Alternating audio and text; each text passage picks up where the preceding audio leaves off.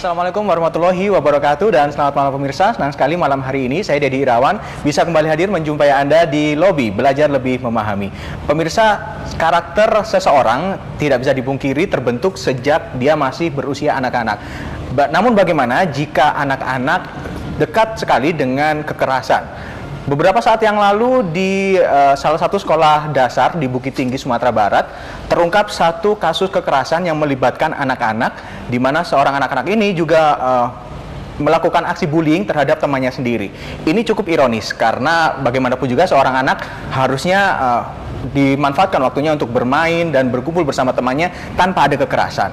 Nah, bullying ini sekarang sudah mencuat lagi setelah beberapa tahun yang lalu ada banyak kasus serupa dan ini menjadi sorotan di berbagai media. Malam hari ini kita akan membahas seputar stop bullying terhadap anak. Namun sebelum saya membahasnya lebih jauh, saya ajak Anda untuk menyimak satu cuplikan berikut ini.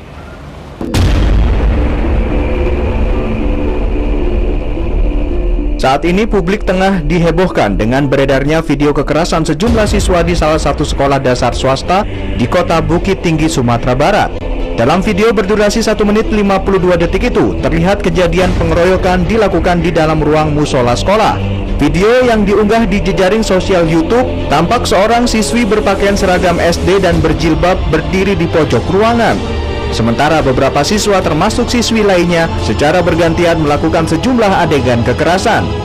Bullying adalah pengalaman yang terjadi ketika seseorang merasa teraniaya oleh tindakan orang lain dan ia takut apabila perilaku buruk akan terjadi lagi, sedangkan korban merasa tidak berdaya untuk mencegahnya. Kejadian ini laksana fenomena gunung es di mana yang muncul dan mencuat ke ruang publik hanya sedikit dan diduga masih banyak kasus lain yang hingga kini belum terekspos. Kasus yang terjadi di Bukit Tinggi ini mencuat akibat ada pihak yang merekam dan kemudian mengunggahnya ke media sosial. Lalu apa tindakan selanjutnya? Apakah lebih memfokuskan pada penyembuhan para korban atau justru mengedepankan tindakan preventif melalui pendidikan karakter?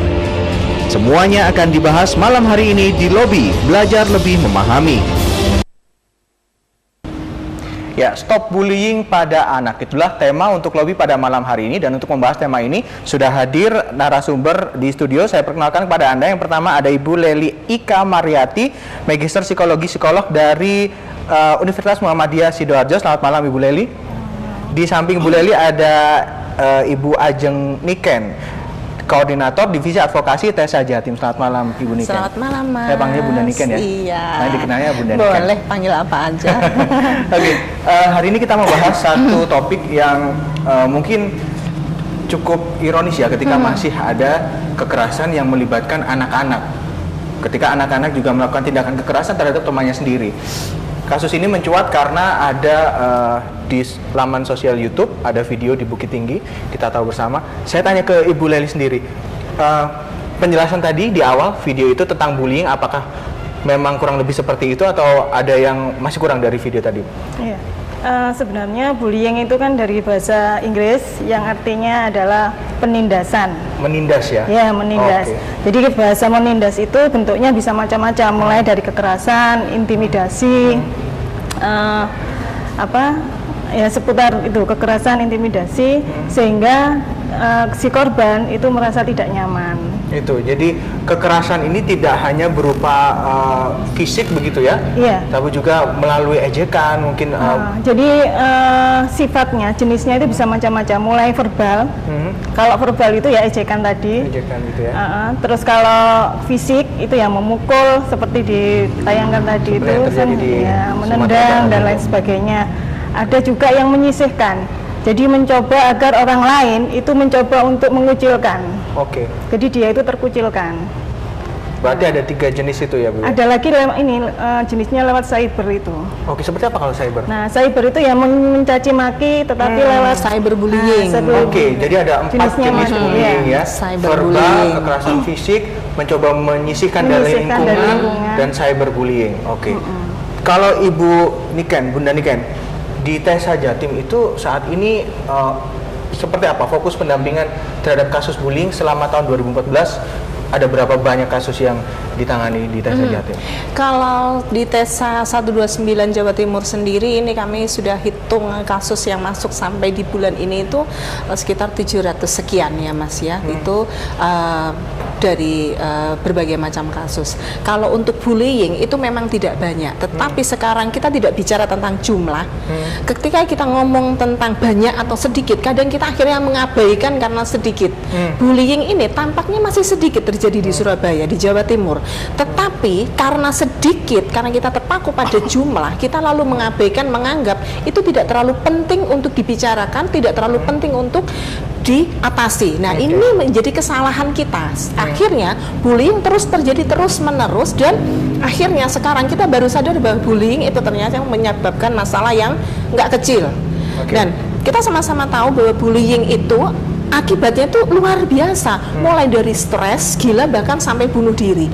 Nah, kalau anak-anak kita yang masih kecil-kecil ini sudah mengenal kekerasan dari hal yang paling kecil, mereka besar mau jadi seperti apa? Dan mereka belajar kekerasan itu justru di tempat yang kita merasa percaya bahwa disitulah mereka aman, disitulah mereka seharusnya belajar segala hal-hal yang baik gitu. Nah, di usia yang ya almost 7-12 tahun itu seharusnya mereka itu pada waktu itu mereka belajar tentang perilaku ya Bu ya, belajar tentang perilaku, seharusnya empati diri seorang anak gitu ya. Belajar menanamkan empati sosial juga di situ. Nah, tapi dilalahnya bullying ini terjadi pada usia-usia itu kalau kita ngomong tentang. Kalau dari apa yang sudah Bunda Niken alami begitu ya, mendampingi anak-anak yang mengalami kasus bullying ini.